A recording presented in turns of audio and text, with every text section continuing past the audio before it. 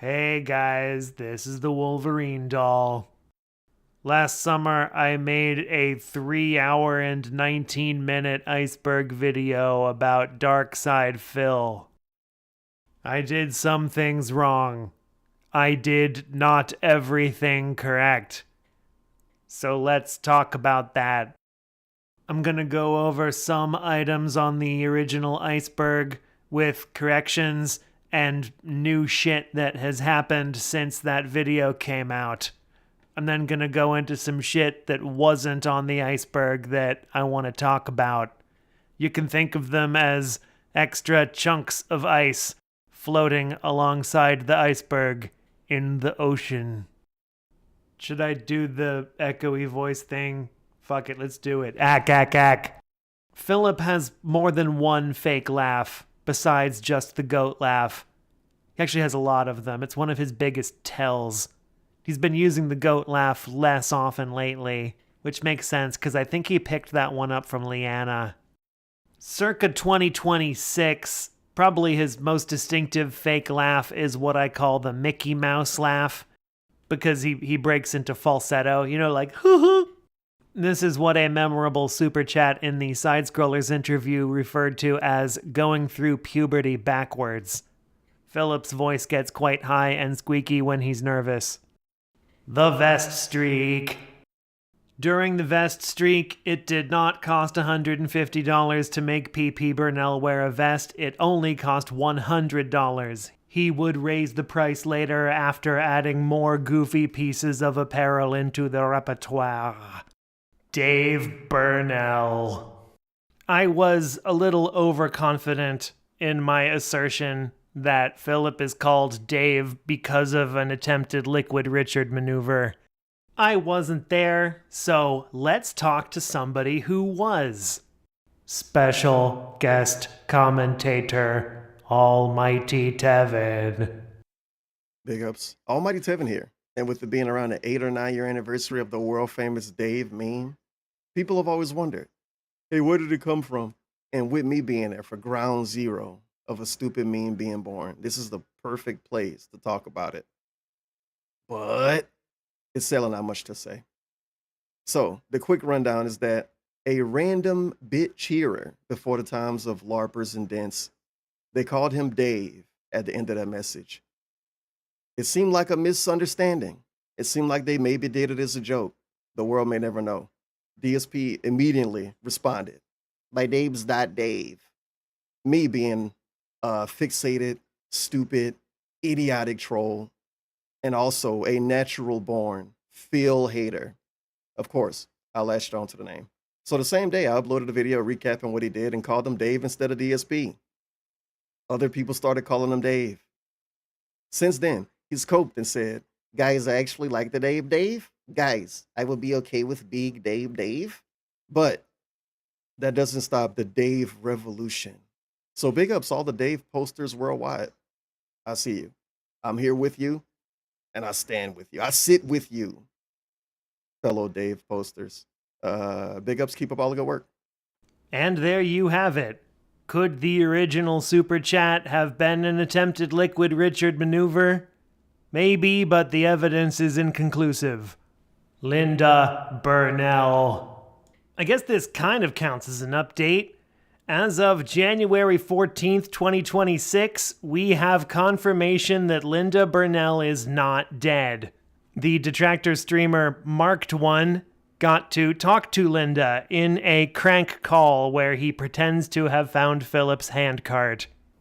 Hello? Hi, is that David? David? Yeah. No, he's not here. Can I take a message? Can I ask you what your name is, sorry? Linda. Oh, this is Linda. Oh, hi there, Linda. I was just trying to get some information to your son. I believe he posted on Facebook that he'd been missing a hand cart. His what? His hand cart. Hand cart? Yes, you know, like a cart, like what you would take things to the shops with or something like that. You know, like a little sort of trolley. Alright, I'll tell him. Thank you very much. You have a lovely day, yeah? Oh my God, I spoke to his mum!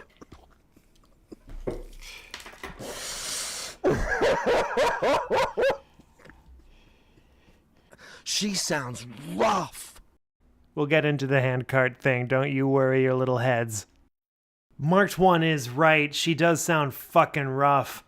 So maybe Philip's sudden unexcused absence from streaming in July 2025 was because Linda fell ill, and maybe Linda is not quite well enough to send her boy QVC sides for American Thanksgiving anymore.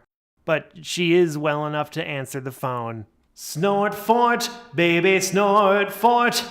Some minor updates. While the Snort Fort's garage probably is still full of trash, it is not full of styrofoam containers from their old DoorDash orders. Philip paid a hauling company to have all of those styrofoam containers removed, and then there was a local ban on styrofoam containers, preventing him from filling it up again with the same product. Don't get me wrong, it probably is full of other shit now. We know this because when Philip started talking about building a home gym, he never even considered using his garage for this, even though they have a 2-car garage and only 1 car. Instead, Philip ended up using a room so narrow he can barely spread his arms out in it. That garage must be unnavigable. There's also an update on the fucked up bathrooms. In September 2025, Philip dropped this news bomb. I fixed all of the toilets in my house myself. And in fact, so I bought 2 different things because I didn't really know what was like better. And I looked online and no one could really answer, okay? And so I bought 2 different of the plunger flush assembly things. One is like the typical floater kind. But there's actually, a lot of people don't know this, there's another kind now. This makes the situation actually much more pathetic than I had assumed it was. Because Philip left these toilets unrepaired for years, I just implicitly assumed that it was something wrong with the pipes that he would need to call a plumber to fix. But it turns out the only problem with the toilets was in the plunger and flapper mechanism, something that any idiot could replace with a very small amount of money and time. Philip was never more than 1 hour and 1 millihogan worth of money away from having working bathrooms, but he still let this shit sit for years. T. Carter. When giving a very quick summary of the murder of T. Carter, I accidentally made it sound like that murder is unsolved, but that's not true. The guy who did it was turned in by his friend who was an eyewitness, tried, and convicted. It turns out his motive was that T just happened to be walking by while this guy was pissing in a back alley, and he was embarrassed and ashamed by the thought that this man might have seen his old fella. It is a very strange coincidence that both of the worst people in T. Carter's life are now best known for being embarrassed by getting caught with their penises in their hands. Also, the circumstances of the murder do prove that T would have been just fine if Philip had just given him a goddamn ride. Dents. Let's talk about some dents we didn't talk about last time. Slayer is a Singaporean-style individual who became infamous during the DSP versus the Internet era. Now, DSP versus the Internet was a program that Philip used to run on DSP Reacts, wherein he would react to just about any internet video as long as one of his dents paid $50 for the privilege. No one took him up on this offer more often than Slayer. Really, toward the end, DSP versus the Internet kind of became DSP versus Slayer. Slayer even purchased private reaction videos that he would upload onto his own channel. What was he wasting all this money on making Philip watch? Well, a lot of K-pop and a lot of Singaporean government propaganda. 2 things that Philip never had anything to say about. Even when the videos were in English, he may as well have been paying that money to make him watch static. I don't know how Slayer got the idea in his head that he could convert Philip into some kind of Singaporean asset. Most people could have told him that Philip is not capable of being an asset to anyone. Timbo is a longtime pay pig, known for going bankrupt 3 times and losing his home and living in his car for a while, all so that he could keep giving contributions to Darkside Phil. Phil knew about this shit. Timbo would talk about it. Philip did not care. Iron Chef Sakai. This fucking guy. So in the Iceberg video, when I was talking about Strangely Lex, you might have wondered, why was Philip on this woman's radar at all? What could they possibly have in common? Well, the answer is, they have both received thousands of dollars of Iron Chef Sakai's money. In early 2025, Philip was briefly featured on the front page of Kick, and he committed the classic blunder of boasting about this. This was a blunder because it characterized Philip's stream as one product among many in competition on the open market. Talking about the front page of Kick made some of Philip's dents curious, so they went to the front page of Kick to see if there was any other meaningful content that might hold their interest. This is when Iron Chef Sakai discovered girls. He saw Strangely Lex on the front page of Kick shortly after Philip, and it must have been a revelation. He was like, wait a minute, there are streamers out there who won't berate me and constantly beg me for money? And also these streamers look nice and not like a melting pig? Well, fuck, where do I sign up? Philip, of course, was extremely angry at this turn of events. He had already earmarked all of Iron Chef Sakai's money as his own by right. He infamously characterized Lex as an e-girl and a slut, even though Philip has performed much more e-girly behavior than Lex ever has. For example, Phil has offered to show his feet and underwear for money, and he regularly gorges on food on stream, something that you would only experience pleasure from viewing if you had some kind of deeply unfortunate fetish. Lex and her girlfriend MJ indulged in being DSP detractors for a little bit, doing things like building the same Lego sets as Philip but faster, and going to the zoo together, something Philip has always refused to do for Catherine. Eventually the novelty wore off and they stopped doing that type of shit. And DSP is actually a banned word in their chat now, so, leave them alone. The Snortex isn't for everyone. PWR, the shame of Prince Edward Island. Short for Pro Wrestling Reality, this little 35-year-old failure to launch only ever had 2 sources of joy in his life, pro wrestling and Darkside Phil. He actually has stated that he views Philip as a surrogate father figure because PWR's own father is a deadbeat who lives with his mother. So PWR actually comes from a proud line of failures to launch.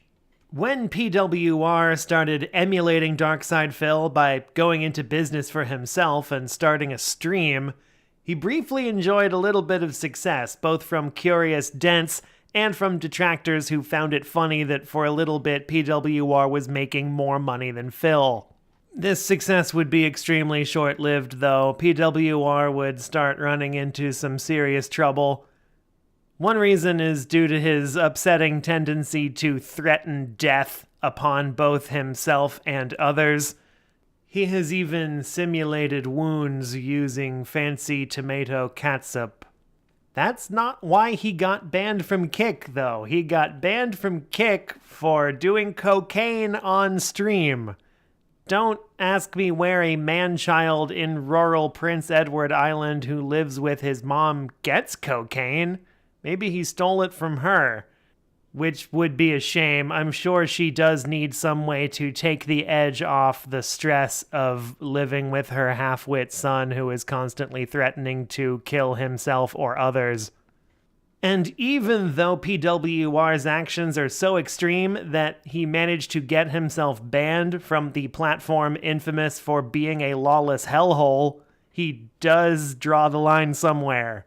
He will not swear cusses. Oh, what the hell is that? Oh, no, that's sick. See, this is why I don't watch that crap. This is why I want nothing to do, like, that, no. That's right.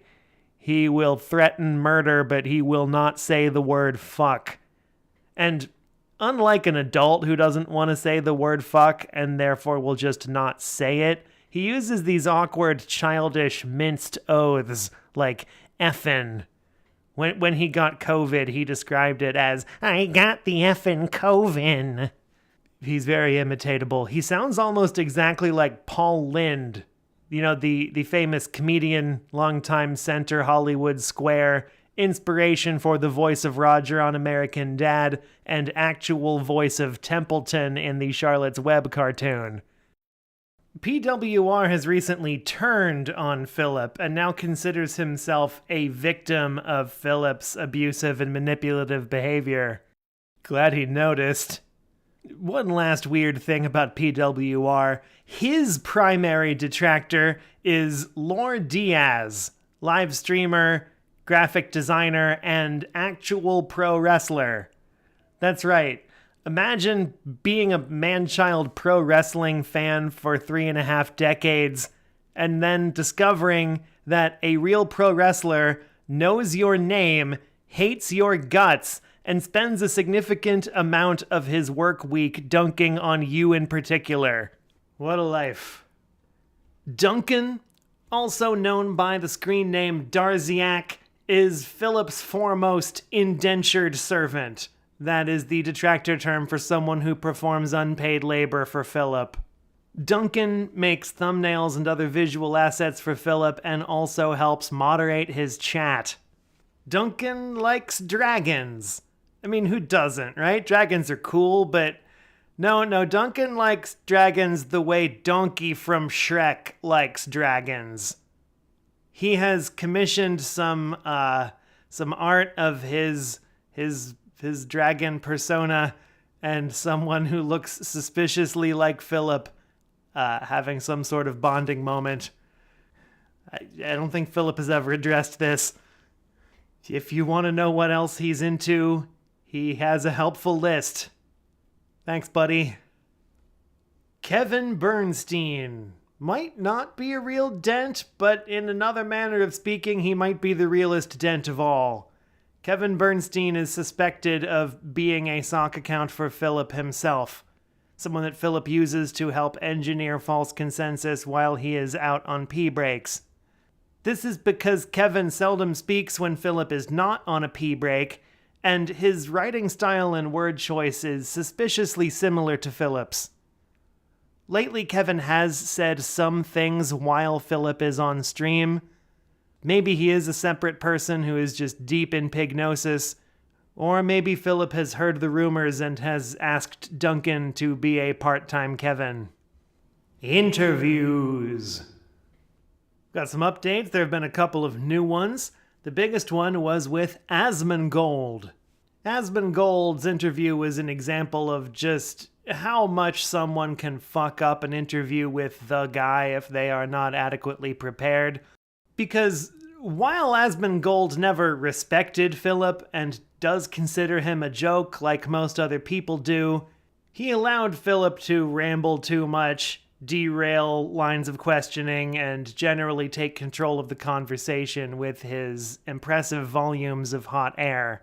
Okay, Well, but yeah. in general, today I am way better off than I have been in a very, very long time. I even said to everyone just the other day, it looks like this year is probably the best year financially that I've had in over a decade. Wow. Like, no lie. All right. Well, that's pretty good. In the second half of the interview, Philip managed to dodge pretty much any talk about himself because he got Asmongold distracted, complaining about video game companies they both dislike. Yeah. They have a select group of people that they like, and they have a select group of people they don't like. I'm And aware that's of that. it. It's that simple. Yes. Some of Asmongold's many roaches gave Philip a brief bump in views and money, Philip believed this to be a product of direct divine intervention. Philip would later say he always knew this increase in support would eventually end, but while it was going on, he was clearly acting like this was the new normal. The other interview was with Wings of Redemption. This was also kind of a nothing burger, but it was a little bit more entertaining in just how much Philip tried to act superior to Wings, giving him unsolicited life advice. The one piece of advice that I want to give you, and I hope you don't take offense, all right? Step one, before you get on a drug, before you even start working out, before you start do any of this shit, dude, man to man, you have to fucking start eating better right now. So what you got to start doing is, number one, if it's going to be takeout, you got to find something in the takeout that you can start to eliminate. So for example, it's takeout, but you're not going to get a soda. Hey, Wings, do you know you drink too much Pepsi? Has anyone ever told you this before? I bet I discovered that fact, didn't I?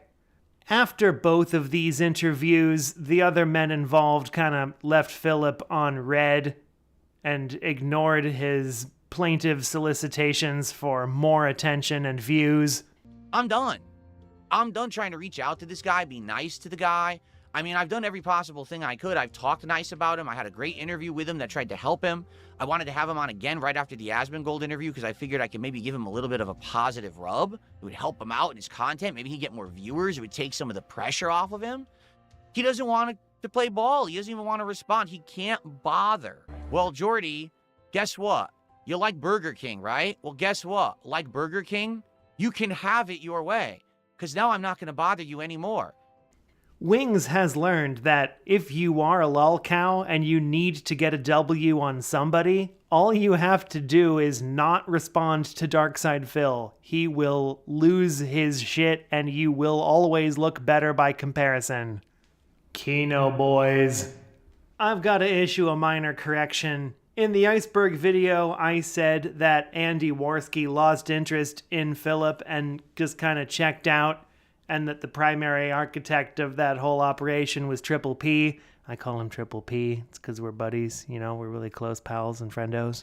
But Andy has shown to us all just how much he cares. Because in the meantime, Kino Casino have released a couple of short films depicting the life of Darkside Phil, starring Andy Warski as the guy.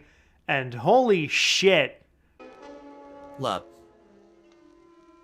I want the taco Lunchables. And my wife doesn't want to cook. Nor do I want her to cook. You shouldn't want her to cook because you asked me to do the taco Lunchables. What, they're going to sit in my fridge now?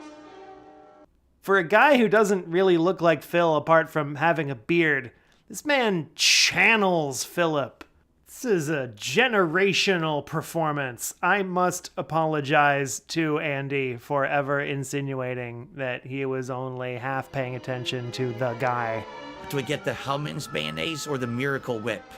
The Miracle Whip is more tangy, but the Hellman's mayonnaise is more robust. This is such a hard decision. I can't decide. The Miracle Whip is on sale. But if a detractor sees me, they'll think I'm poor. And they'll tell everyone I'm poor. I need to get the premium gourmet mayo. 220. In the Iceberg video, I assumed that Philip's call to the Renton Police Department that was received by Officer Whitney was entirely about chargebacks, but that is not true. It started because Philip received a death threat that he felt was credible. But while that is something that a normal human-style being might call the police about, in its full context, that fact makes the call more insane rather than less. Because when Officer Whitney asked Philip if he would like a police presence at the Snort Fort to make sure no murderers come, Philip said no, absolutely not. He forbade the Renton police from coming to the Snort Fort for any reason. He then segued into talking about chargebacks. You can see why Officer Whitney thought something was fishy about this. Not only is he not behaving like someone who fears for his life, but it's unclear what he expected the police to do about the death threat. This is what prompted the drive-by inspection of the Snort Fort, which Philip insists never happened, even though he wouldn't know that as they were just driving by. So it just proves that it's false. Like, whoever he had who's impersonating this officer who I talked to is a liar. It's not really the officer. Because they were never here. No one ever came out here for the police report. Oh, right. It wouldn't matter if I had cameras anyway. We're well within our rights to have cameras. But he made up some weird story that the cop said that I'm paranoid. So I have 1 million cameras around the house. And they labeled me a nut job. Like, they never came to my house. I have no idea what he's talking about. Again, it's completely fabricated nonsense. There would be records of this stuff. Like, this never happened. Like, imagine being Officer Whitney and taking that call. You work for a police department. You have to deal with serious crimes, including homicide. Someone calls you saying that they believe they may be murdered soon. And when you propose concrete action to prevent that murder, the caller absolutely dismisses it out of hand, and then starts talking about these other guys who charged back a $5 tip. Yeah, I would have labeled that one a $2.20 as well. Italian sauce. I missed at least one weird thing he does in this video, because not only is he cutting the onions and garlic wrong, he is using the wrong knife. Don't do this to yourself, kids. Don't chop vegetables with a paring knife. And we know he owns bigger knives because we see them in the video. Level 1. In Keemstar's original quote, he said Mission 1, not Level 1. I had a hard time finding the original video for this one. Keem doesn't have his own pig go. Also, some of the clips I showed of Phil being mad at Keemstar are out of chronological order. You can tell because the first one already has the Level 1 podcast frame on it. Stop watching Keemstar. Marrying a bear. There's some debate as to whether this scene is in fact a wedding if you never romance anyone. The game itself never calls it a wedding, and apparently this is the typical outcome of the game if you never romance anyone.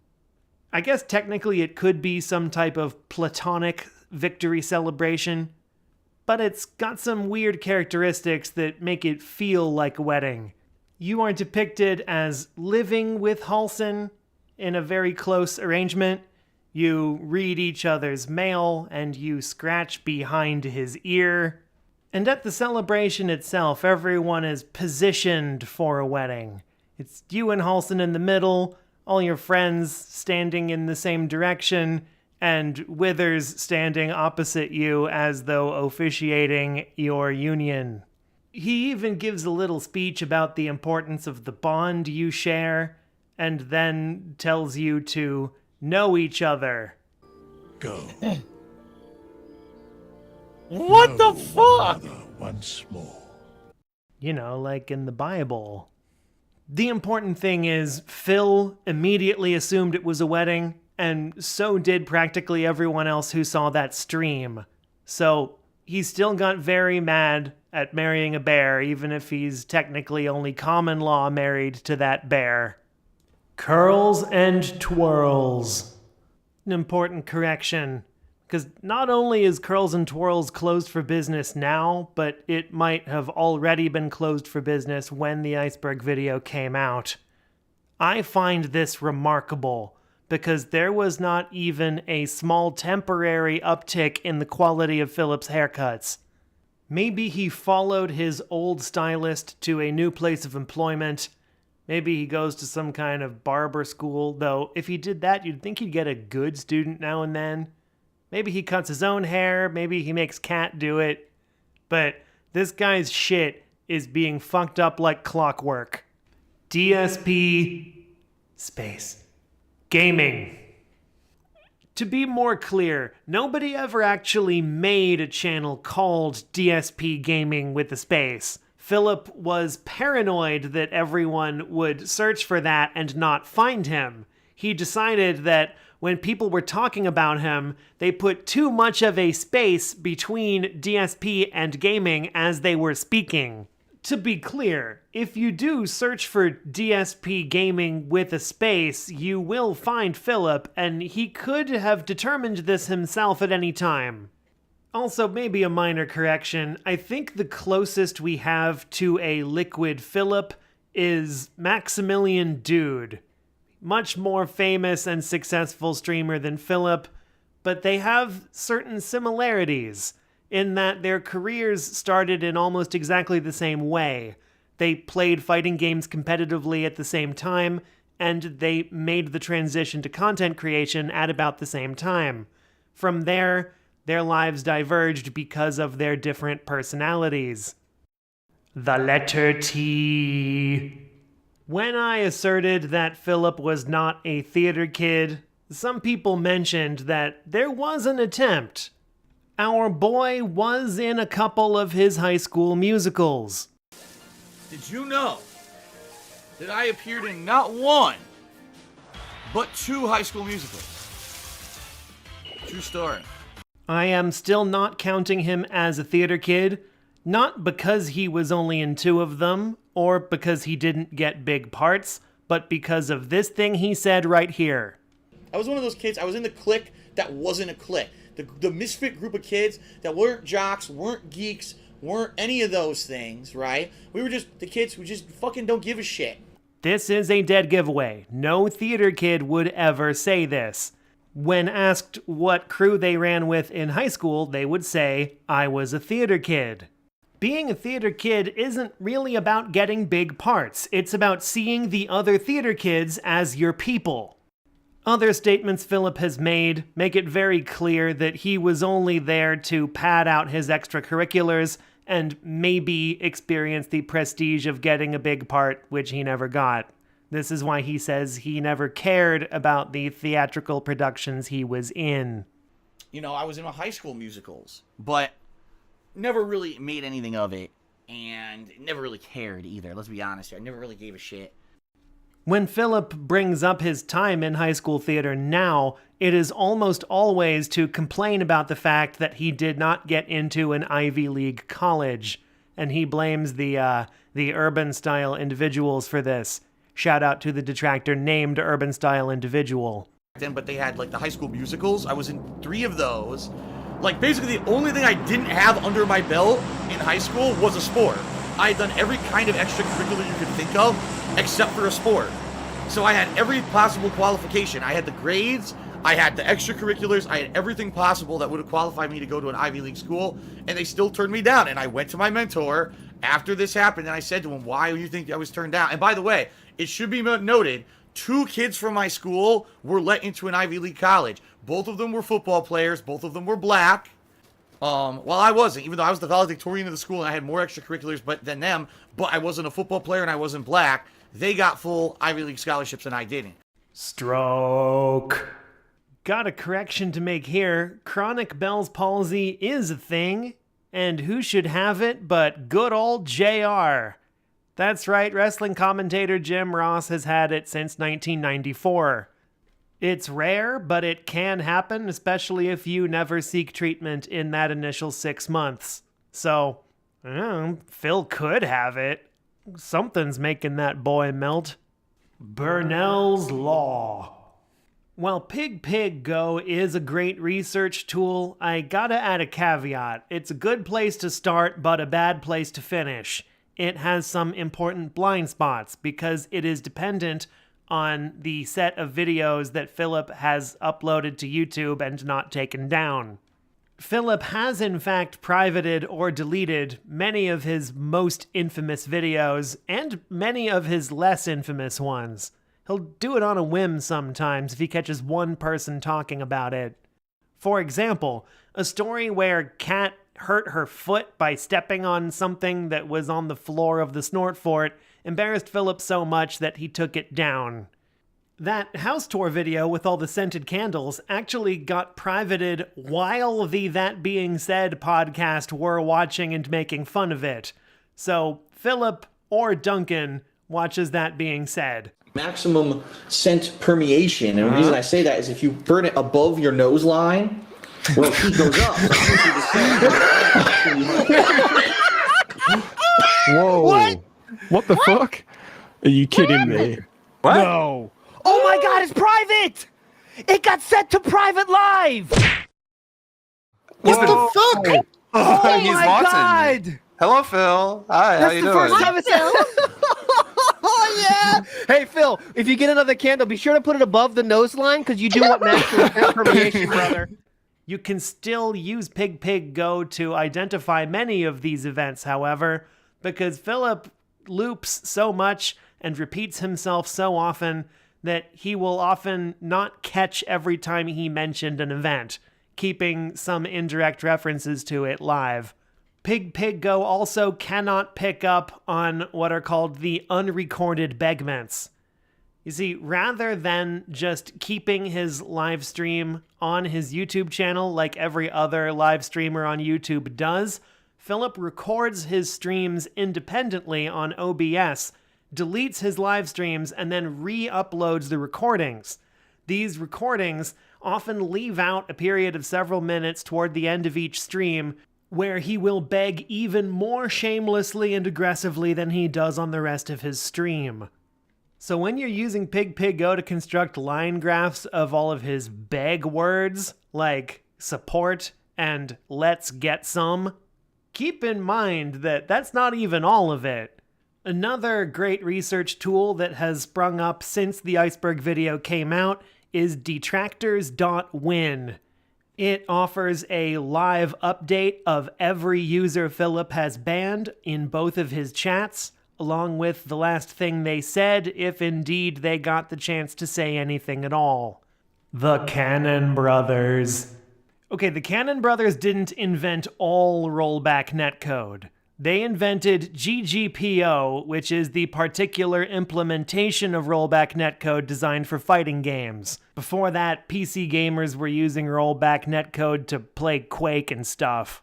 Also, I neglected to mention the Canon Brothers also created the SRK forums, where Philip used to frequent and where he posted the Incel Manifesto. So, thanks, Canon Brothers. Valedictorian how? As I mentioned earlier in this video, Philip's valedictorian status failed to get him into the school of his choice. Might be because of the school's general reputation, or because Philip's extracurriculars display a lack of commitment or interest in any one of them. We were just the kids who just fucking don't give a shit. Or indeed because it might be a problem known throughout the Northeast that this school selects its valedictorians in a goofy way. I failed to mention one of the most common theories, though, which is that Philip got good grades because of his parents either directly doing most of his work for him or offering bribes and favors of some sort to the school board. Maybe David offered some donations to the church, or maybe Linda. I mean, there's no proof of this, but he became valedictorian somehow. Like, if the most salacious of these theories is true, and Linda had to perform vile acts every time her precious plum underperformed, that adds another much darker dimension to the fact that Philip refuses to see her today. Like, the things she would have had to do for his sake. The sins she would have to confess in church every week, possibly to the very same priest she was performing these acts on. What if, every time, she had to turn a D into an A, she had to take a D in the A? And now he won't even come visit her because he considers her town to be boring and expensive. The Coomer's Journey. In the Iceberg video, I focused on the narrative and mythic qualities of this theory, but let's get a little bit into the facts and the timeline. We know when Derek's birthday is because he will not shut the fuck up about it when harassing porn stars online. Derek was born in January of 2002, which means he was conceived around April of 2001. during this time, Philip was in the second semester of his freshman year at college. So, if this shit did happen, it was not on prom night or even during the summer afterward, but it's not completely out of the question that Philip's first sexual experience might have planted a dark seed that grew into the Canadian Coomer himself. Maybe there are other publicly available facts about Derek on his socials that would disprove this theory, but don't make me go back there. Part 2. More good DSP lore. You've been good sports, listening to me power through every correction, so here's some new shit. Momentum. This is a theory, but it's not a detractor theory. This is a theory that Philip himself believes in. It's very strange and kind of hard for anyone else to wrap their head around, but I'm gonna do my best.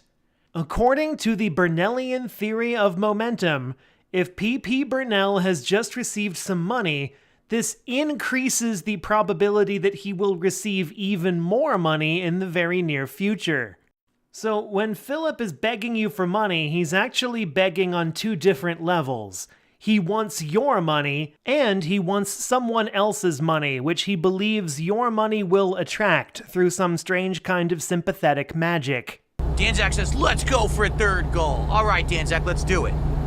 So, Danzak, you're going to contribute, right? Let's go. Let's get that momentum going. Were you going to drop a nice $50? That'll get us going.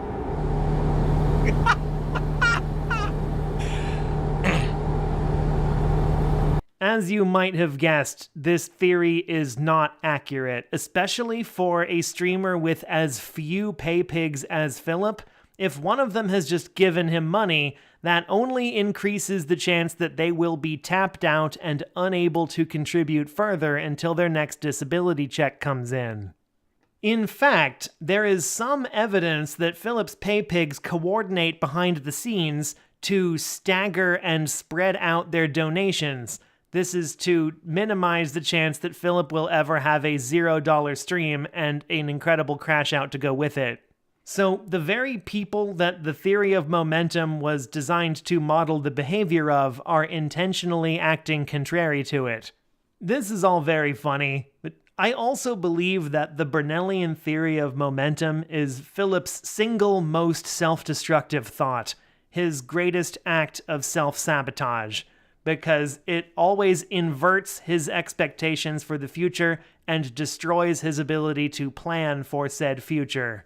The theory of momentum is part of the reason why Philip can never retire, because whenever Philip receives a larger than average amount of money, he always immediately decides that this is the new normal, because that is what is predicted by the theory of momentum. He will then increase his spending accordingly, not waiting any amount of time to see if this truly is the new normal. He will sometimes even change the way he runs his stream because he got a brief bump of money and assumed that it would last forever or increase from here. He cannot save money, and in fact he refers to this practice as hoarding money. But there's one thing I want to say up front, all right? My trolls right now are basically activating a new campaign. Yes, I know that sounds disturbing because it is.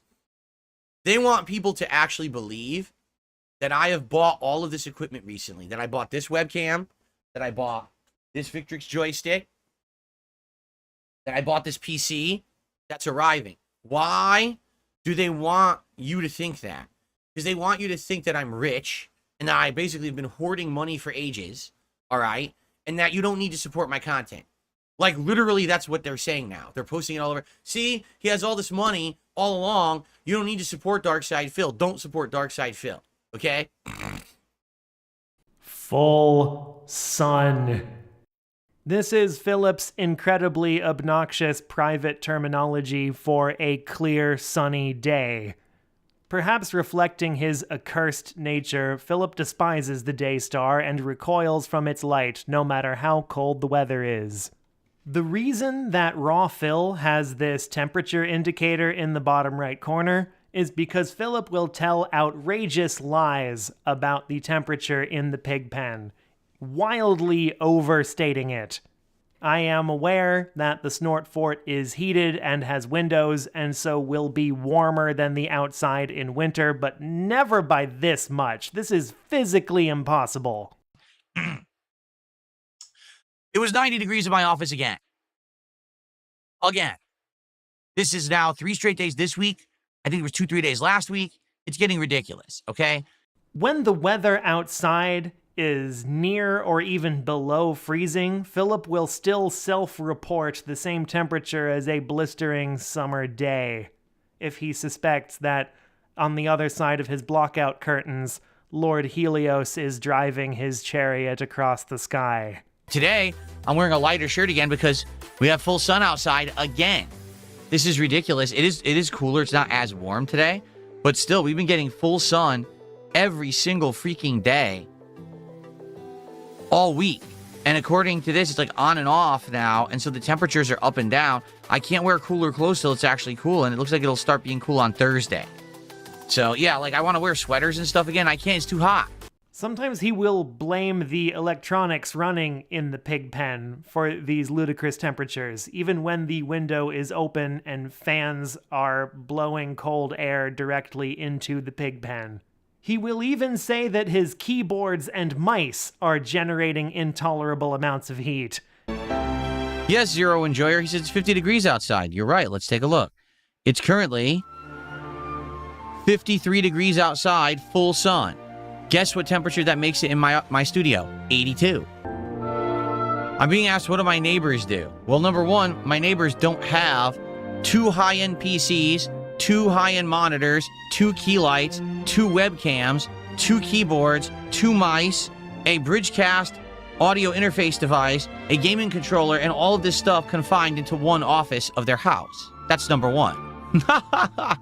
Yeah, sometimes I'll just plug in a mouse as a space heater. There is a detractor theory that Philip is actually experiencing a failure to regulate his core temperature due to liver damage. So, full sun might actually be full gin. Lip smacks. If the snorting wasn't enough for you, don't worry, our boy also smacks his lips without mercy.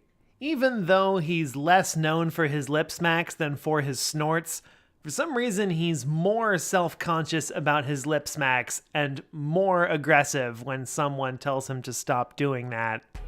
Can I mute the lip smacks? No, because the lip smacks are not prominent and aren't too bad. I know because I've listened back to my own shows and podcasts listening for it, and I do hear them, but they're not terrible. In a display of oppositional defiance, he will often smack his lips more just because he knows that people hate it. But is the lip smacking always an expression of contempt, the way his snorting is? I'm not so sure. Lip smacking can be a sign of dry mouth, and dry mouth is caused by some things that are very Bernell adjacent. Alcohol abuse, nerve damage, possibly from the stroke he may have had, dehydration, perhaps because the water cup you drink from is always full of gin, many prescription drugs, and just being an old coot.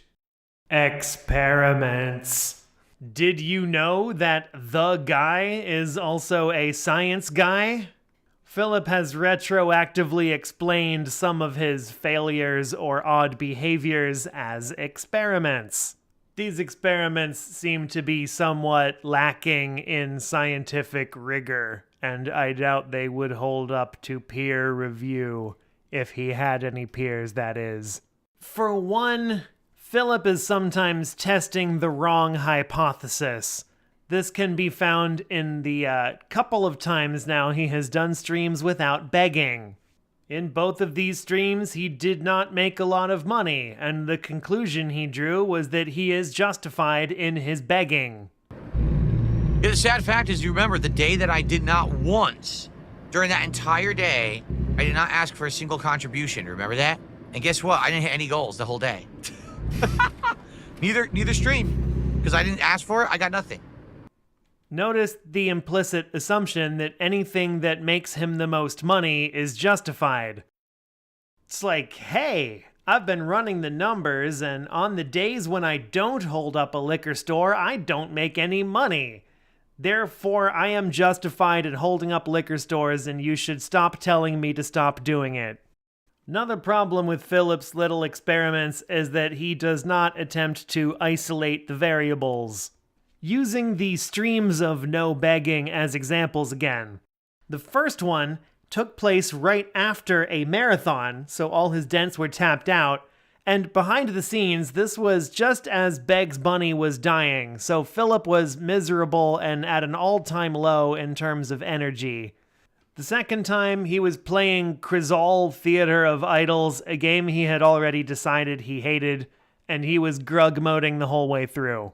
In both cases, these were not double-blind studies.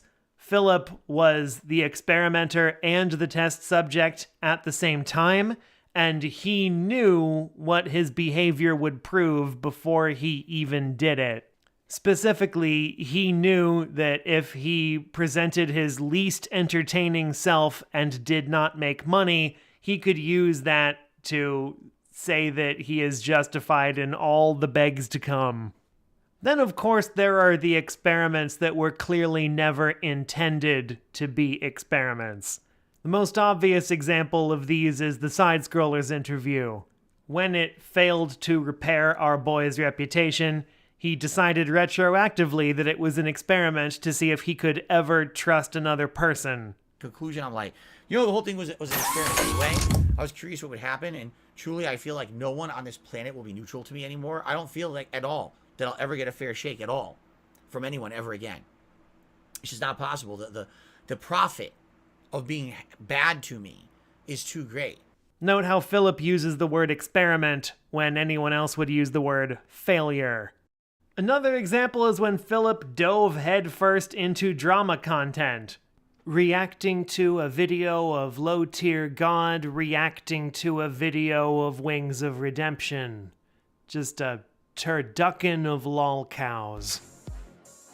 So this is like total inception, like streamer inception here. The original creator, the detractor video, the person commentating on it, then the detractor video on it, and now I'm commentating on that video. Now, if this isn't just a sick symptom of the whole YouTube system, I don't know what is. This is revolting, is it not? Like people just regurgitating the same crap over and over. It's complete trash. Well, now it's my time to try it. Right? Seriously. When this went over badly, and many people called it the worst piece of content he had ever created, he retroactively decided that it was an experiment to see if he could get people to say he was doing stupid shit if he were to just do stupid shit. Not sure if that one needed to be tested, hermano, but you do you. The jostling special guest commentator, Indrid Cold. Hey, Indrid here, in a case of I had to see it, so you do too. Here we have Darkside Phil himself, jerking his hog like it owes him money. I'm truly not sure how someone uploads something like this to YouTube on accident, or how the video even came to be in the first place. Did someone ask for it? Was it some sort of blackmail? Probably not. I guess we'll never know. Anyway, here it is. You're welcome. You'd better take a sip. Special guest commentator, Almighty Tevin. We have another one for the Iceberg, and I forgot about this one. This one's even easier and even more simple than the Dave meme. The take a sip quote. Yes, ladies and gentlemen. You better take a sip, you fucking sleazy asshole. The take a sip quote. This was, of course, everybody knows it. Everybody loves it. When DSP got doxxed and swatted, he uploaded a very dramatic video hours after it happened, recapping how he felt about the situation. Of course, DSP, being DSP, took a sip on video. I mean, he is a human after all. He has to drink water. Me, in a fit of rage, simply said, you better take a sip, you fucking sleazy asshole. And like 10 years later, people still bring it up. Welcome home. This is a hot new detractor meme, fresh off the presses. After the Asmongold interview, when Philip noticed that he had a large bump in viewers, he wanted to express his gratitude to them, but also the fact that he owned their asses now and they weren't allowed to stop watching his slop no matter how boring it got. So he decided to convey this information by telling all the roaches rubbernecking onto his stream that they lived here now and they'd better get used to it. And I just wanted to kind of open this today and say this. Welcome home to those of you who are down for gaming content. This did not work. In no more than 2 weeks, every single roach who came in to have a look had long since scurried away back under the refrigerator, never to be seen again. He really did not expect this to happen, due to the aforementioned theory of momentum. However, later on he would retcon this and say he always knew they would eventually leave him, which is why he felt justified in spending every goddamn cent of the small bump of money Asmongold brought him. He seems to literally think that money burns a hole in your pocket if you don't spend it right away. Anyway, now the phrase welcome home is used in Philip's chat every time Philip has found himself returning to something he never thought he would have to do again, such as begging for money or milking internet drama, or really anything. Philip can't quit things. He always cycles back. When is a goal not a goal? Speaking of Philip thinking that the roaches would never leave, the strongest piece of evidence that he always thought this way is that he changed the way he counts his money. Specifically, he declared that he no longer had stream goals because he didn't need them. So when this turned out to not be the case, and Philip was right back to making very small amounts of money on stream, he was faced with a dilemma. Does he go back to having goals, thereby giving detractors a W? Or does he soldier on, not having goals, and just taking money as it comes in and hoping it's enough and not hassling his dents? The answer is no. Philip did neither of these things, instead adopting a combined approach that has all the bad traits of both and the good traits of neither. Officially, he does not have a goal, but in practice, if he makes less than $150 in a stream, he will throw a hissy fit and often wage quit the game he's playing. There's clearly an amount of money to which he is aspiring, and for which there will be consequences if he does not make that much, but don't call it a goal, because we're not calling it a goal anymore. It's the non-goal, even though it has all the annoying traits of the old goal, with the added effect of confusing any new dents who might wheel their way in, never having been told the unwritten rules of Philip's little game. EarlyBird. EarlyBird is a YouTuber and live streamer who talks about video games, especially cheesy or forgotten retro games. She became of interest to the Snortex because Philip went on record donating money to her on her coffee account. He never does this. Philip's usual understanding of relationships is completely devoid of reciprocity. He has said that he is not a fan of any other content creators because he is a content creator. He has also said that he does not patronize small businesses on Small Business Saturday because he is a small business. When Panda Lee fell ill, Philip never considered cooking for her in light of her impaired state and temporary increased need for care. No, he woke her sick ass up to cook for him because she's the one who cooks. Philip cannot invert the customary flow of services in a relationship when need calls for it. So the fact that he was giving donations to someone else, anyone else, set off a lot of alarms that he must be up to something. Presumably attempting to court a new mate. nothing ever actually came of this that we know of. I did write a song, but by the time I was ready to produce it, it sort of felt like old news, so I just let it molder in my back catalog. But you've all been great sports. You want to hear it, don't you? So, what if we just fire up the old honky-tonk?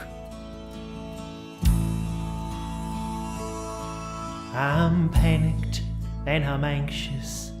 My marriage might get fractious from a revelation my mom wife has learned. I called her my one lover, but then I paid another and offered that young early bird my worm.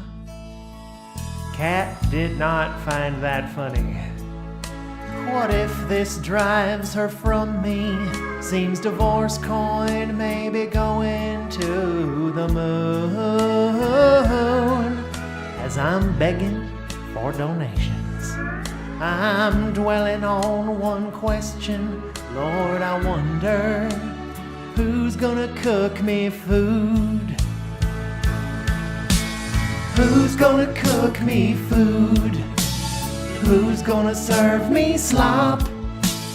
Who's gonna clean the cat box when the shit stacks to the top? Who's gonna do the little things you'd ask a maid to do? Lord, I wonder who's gonna cook me food?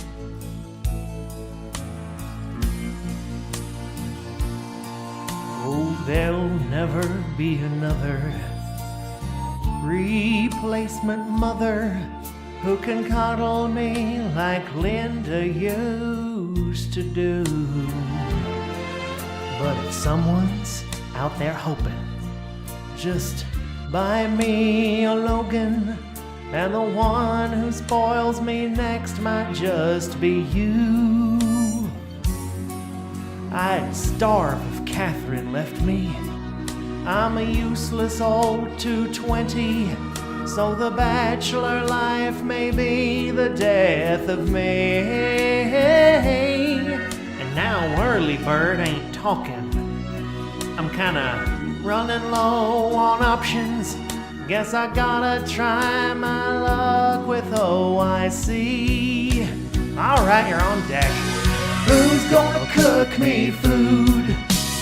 Answering when I oink.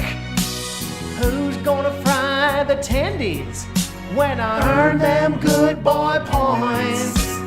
Who's gonna do the 1,000 things I can't be asked to do? Lord, I wonder who's gonna cook me food? Lord, I wonder who's gonna cook me cheeseburger?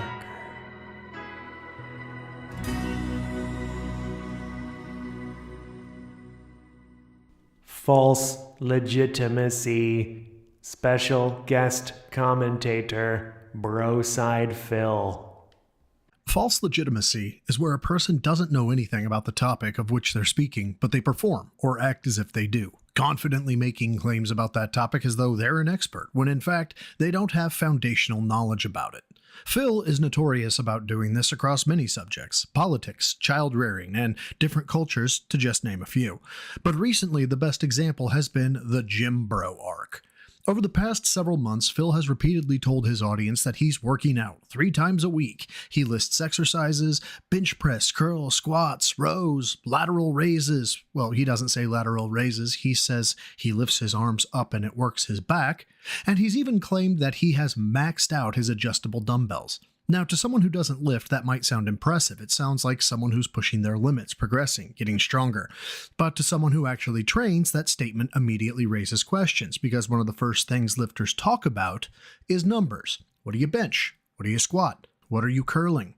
Those are the basic receipts of lifting. Strength training is measurable by design. If you've been lifting consistently for months, the numbers go up, and people who actually train tend to know those numbers off the top of their head. Not only does Phil fail to claim numbers and fail to provide evidence, he gets visibly angry if you say he looks small or has noodle arms, and this comes back to the reason why someone uses false legitimacy. Their ego can't handle the notion that they are wrong, weak, or otherwise inferior. Because when someone claims to be lifting regularly, claims to be changing their diet, or claims to be craving protein, as he says, and yet the observable markers of training, strength progression, structured discussion of workouts, visible physique change, when those don't show up, what you're seeing isn't fitness expertise, it's the performance of fitness, and the difference between the two becomes pretty obvious once you know what real training actually looks like. So why does Phil do this? Why present himself as knowledgeable about lifting when the signals that normally accompany that knowledge just aren't there? The answer likely has less to do with fitness itself and more to do with how Phil positions himself in almost every topic he touches. Because if you've watched Phil long enough, you start to notice a pattern. He rarely approaches subjects as someone who is learning about them. He approaches them as someone explaining them.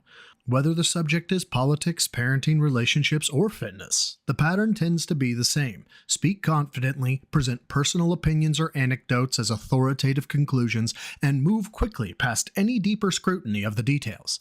In other words, the goal isn't necessarily to demonstrate expertise. The goal is to be perceived as the expert. Because authority in the conversation gives you something Phil clearly craves: status and attention. Virtual boy for a virtual man. So that lolcow turducken drama video did not enjoy a very long reign as the widely acknowledged worst piece of content Philip has ever made. It got dethroned by his review of the Nintendo Virtual Boy headset for the Nintendo Switch 2. This was a plastic case you stuffed your Switch 2 into so that you could play Virtual Boy games in stereoscopic 3D, just as intended.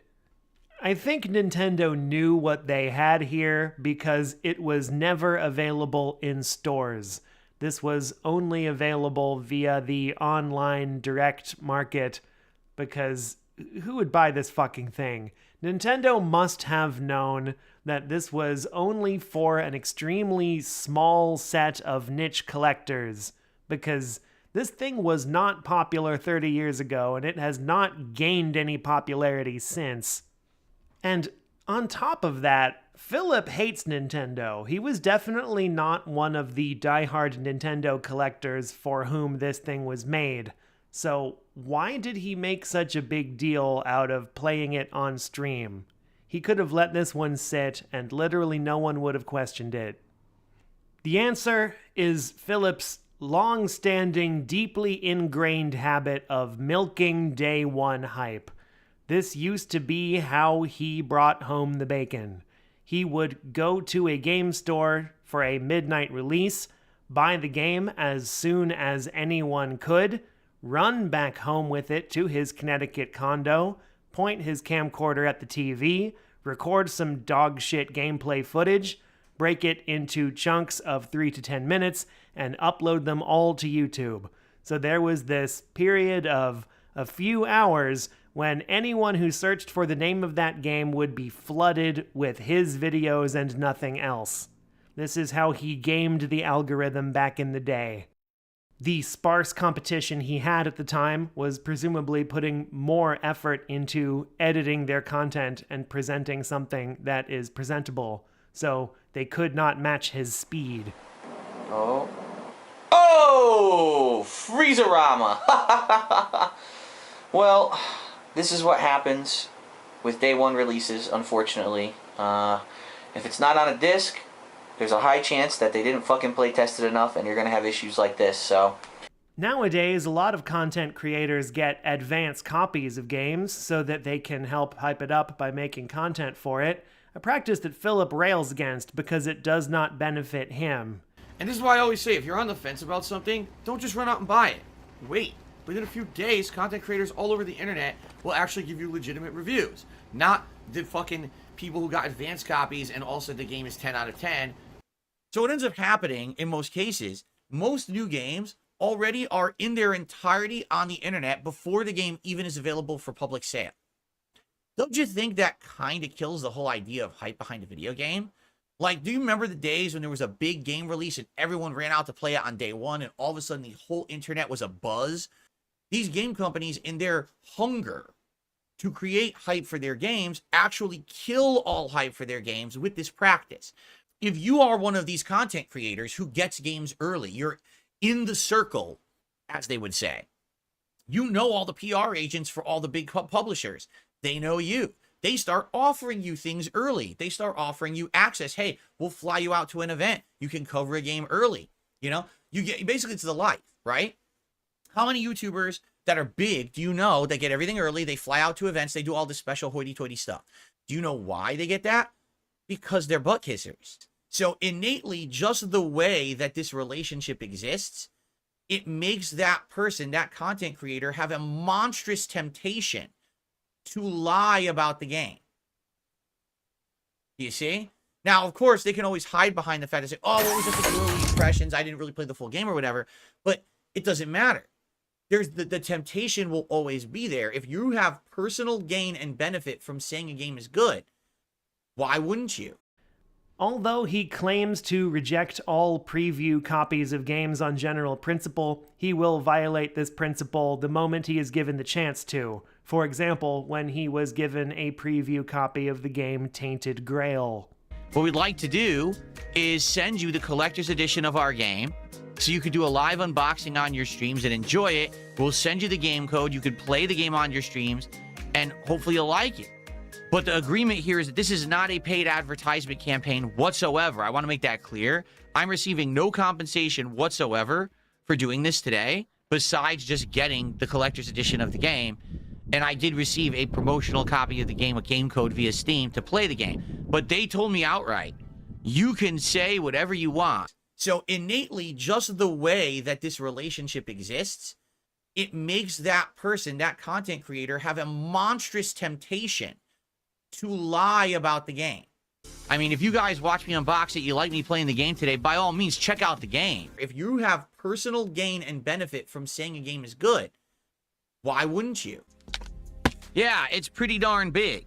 To be frank, it's not very heavy, but it is pretty darn big. Holy moly. Okay.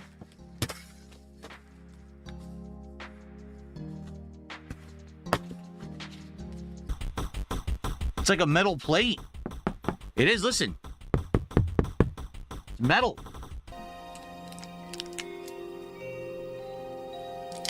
See what it is? It's in the bag.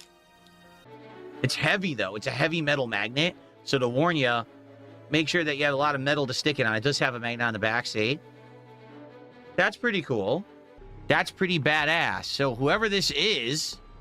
So, in short, Philip will hype up any new release from any big video game company, even if no one is asking for it, and even if it would be a horrible fit for his stream. And nothing has been a worse fit thus far than the Virtual Boy.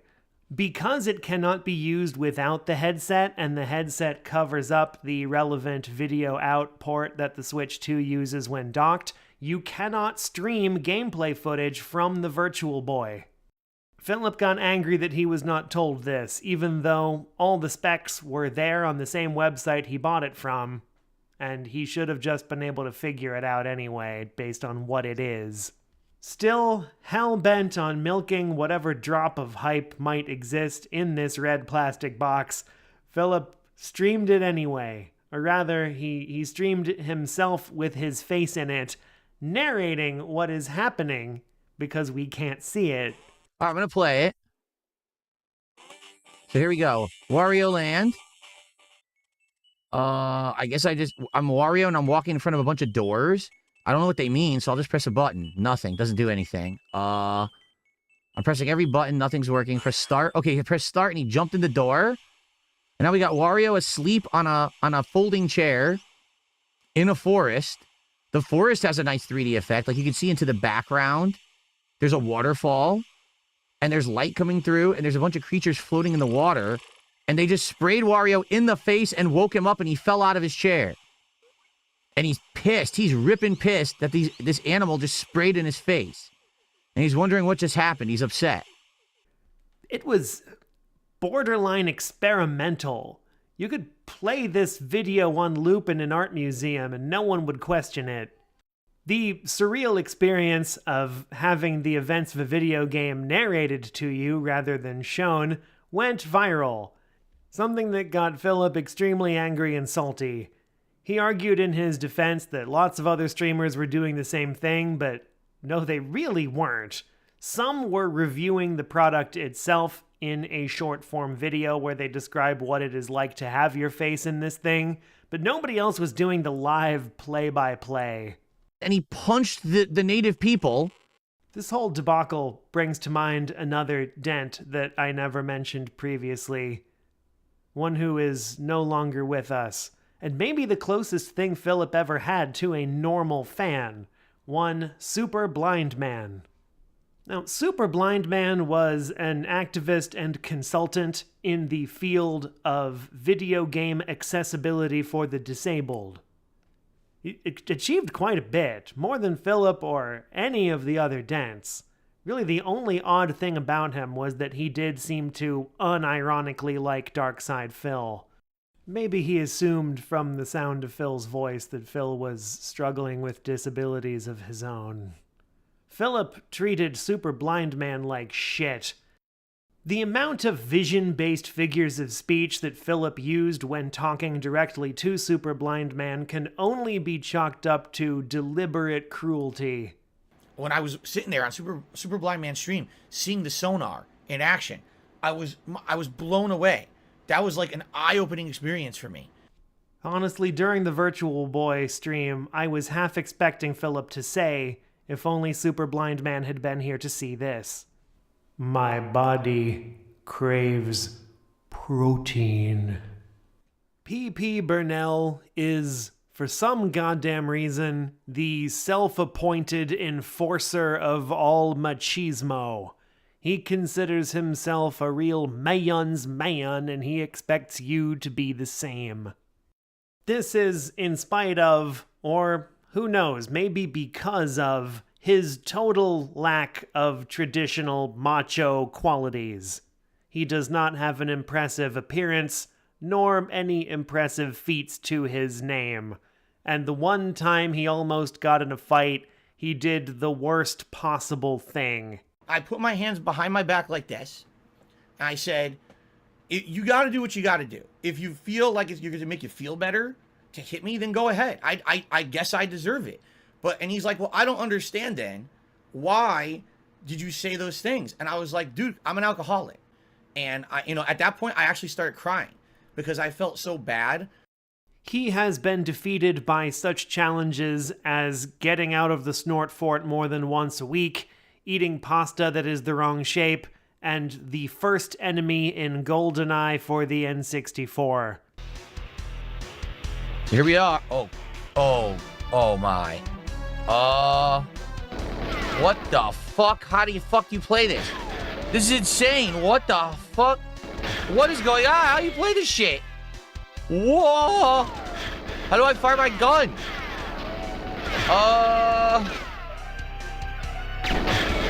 What the fucking shit? How do I fire? Oh, he did a front roll. He did a frontal roll. How do you play? Hold R to aim, use Z to fire? What the fuck is Z? It would benefit Philip beyond words if he were to adopt a more open-minded, flexible approach to gender identity, embracing the traits that come naturally to him and not trying to force the ones that don't. But no, he always doubles down. He invariably characterizes behavior he doesn't want to see as effete and feminine. All these people on the internet, drama, right? I make drama content, I make lolcow content, drama content, okay? I'm sorry to say, are you not aware that drama content, gossip content, this whole kind of content, you do realize that is female-centric or gay-centric content, right? It always has been. When he did that, all of his detractors jumped on that and made detractor videos of him reacting to a detractor video of Wings. Who's the one who's always gossiping behind the closed doors about each other? Who's the one who's all dramatic about each other, insulting each other's looks, insulting each other's actions, doing this backstabbing shit? That is girly shit teenage girls do and gay guys do. Well, now it's my time to try it. That's what it is. I'm sorry. So if your entire existence on the internet is dealing with drama, right? Making fun of someone and how they look and how they act and how they sound because they're a joke, ha ha ha. Dude, that is the most immature girly shit. You are so gay. A cool gal says, you need to finally talk to Rich face to face to end it once and for all. I invited him on the show last year and he said yes. And then he decided no after already saying yes, only he didn't tell me. He said it on his show instead, like a pussy. He stopped responding. He wouldn't, actually like talk to me about it because he is a sissy. And at that point, I actually started crying because I felt so bad. He can't talk to me like a man because he's actually afraid of me. I mean, that's the truth, is that he's literally afraid of me. Like, if a real man actually walked up to him and started talking to him, he'd probably piss his pants. And I was like, dude, I'm an alcoholic. Shout out to all the detractors who are women and can laugh even harder at this. In September of 2025, Philip declared that he was going to own the trolls by working out and beefing up his arms. That winter, he snidely commented that when the weather got warm again and he shed his long-sleeved shirts for something lighter, the world would be shocked by the new beefiness of his arms. Sure enough, spring of 2026 is now upon us, and the sleeves of his t-shirts still have a lot of slack in there. Those arms are as noodly as they ever were. Which makes a fair bit of sense, as Philip always speaks in generalities when talking about his exercise regimen, avoiding details, numbers, and any video footage of himself exercising. So, if he's doing it at all, you can bet your bottom dollar he's doing it wrong. Though his self-styled metamorphosis has had no visible effects, he claims that it has completely transformed the way he thinks about food. He has conditioned his body to not desire starches anymore at all. It now craves protein. Sometimes I crave because it's pure protein, and now that I'm working out, that's what my body craves. It wants protein, so I could get right now, if you were to put down a donut in front of me right here, and you were to put down a grilled chicken breast right here, I would eat the grilled chicken breast. I don't crave sweets anymore. I have no desire for the grains anymore, or the bread, the starch. There you go. I have no desire for the starches, the carbs. I don't want that anymore. I just want the protein. That's really what my body is craving almost all the time. And how does he get this protein? Not through supplements or eating meat and beans and shit. No, those are amateur mistakes. He gets his protein through protein-infused pretzels. That's right. A starchy food with a little bit of inventive salesmanship added to the front of the package is now how Philip fuels those gains. As I said, I started to eat healthier protein snacks. We have these very light chips that are protein infused that we eat of different flavors. Now my night snack is a bag of these chips or a protein snack bar that's 200 calories, but it's a ton of protein. That's my snack now. So my body only really craves the protein stuff. How was dinner? Dinner was good, King Michael. We had cheeseburger pasta, homemade, but what I mean by that is it was a protein-infused pasta, and I eat whatever dinner is. Today, I had protein-infused pasta. I'm not going to eat again until maybe when I go to sleep. I'll have a snack before I go to sleep, and it'll be a very light snack. Maybe a protein bar or some chips that have some of that protein in it that are low-calorie chips, something like that. And that's it. That's my diet. And in case you're wondering, yes, he still does DSP Tries It, where he eats huge amounts of fast food, and yes, he still drinks like a fish. Phil's handcart. Why is Philip an infinite wellspring of accidentally amusing content? Because he's fractally weird. You can zoom in on any minor detail of his life, and it is just as weird as the whole. Let's take, for example, one totally innocuous personal item Philip owns. A handcart for carrying heavy loads across short distances. If any other streamer owned this fucking thing, it would not be worth a stray thought. Like, yep, there it is. It's got wheels. So how does Philip manage to make it fascinating? By alternating between bragging about it and denying its existence. When he would like some admiration for a thing he has bought, which is why he buys quite a few things in the Snort Fort, he will brag about it. I'm going to go tomorrow morning, and it's like 2 ginormous boxes that I need to pick up. And luckily, I just bought a new handcart to help me with this, to get into my car and everything. People are saying, but Phil, you're back. Did you guys not listen to what I just said? I bought a handcart. I bought a foldable handcart that allows you, it's actually cool. It has 2 settings. Number 1, it's just a normal handcart that you push stuff around with. But another one is, it turns into actually like a flatbed cart. Like, you know, like when you go to any warehouse, you know how they have those flat carts you stack boxes on, you just pull it around easily? That's what this cart is. Because guess what? To ship it just to like from FedEx to FedEx, instead of directly to a house, no lie, it was like $50 cheaper. And I was like, well, I mean, save the $50. I'll just go pick the shit up rather than spend all this extra money.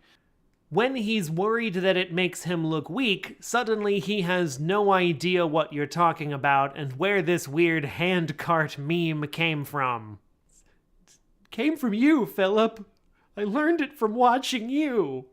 Okay, can you guys explain to me about this handcart meme? I'd love to hear this. I'm sure this is some kind of a detractor meme, okay? People have said over the last 5 to 10 years, they talk about a handcart. I have no idea what you're talking about.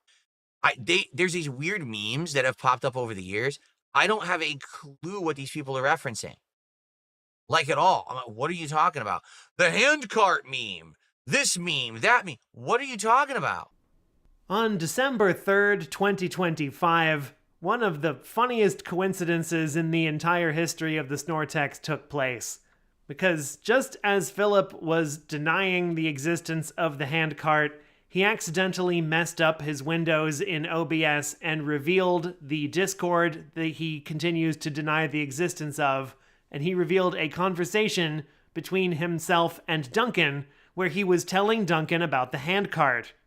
He had received an erroneous tip that someone had mailed an anvil to his front doorstep, and Duncan was worried that he would not be able to transport its heavy weight. But Phil is like, no, I'll just carry it in my handcart. He would then get his windows back in order and go back to denying the existence of the handcart. Even more so because now it was all chat was talking about. He edited the little goof off of his stream, but it lives on forever in our hearts. Because of the Sony partnership. Okay, can you guys explain to me about this handcart meme? Who else would do this? Who else would even conceive of this as an option? Philip really is a special one. Part 3. That's it. Well, that's all for now. I don't know, do you guys like this as a format for new small bits of information about the guy? Should I do more ice chunks for various updates to his life? Let me know in the comments.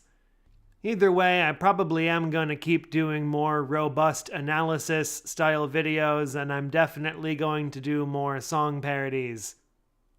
You know, thanks for sticking with me. I love talking about this goofball. Keep your stick on the ice. Never give Philip money. And for the love of God, don't put sugar in pasta sauce.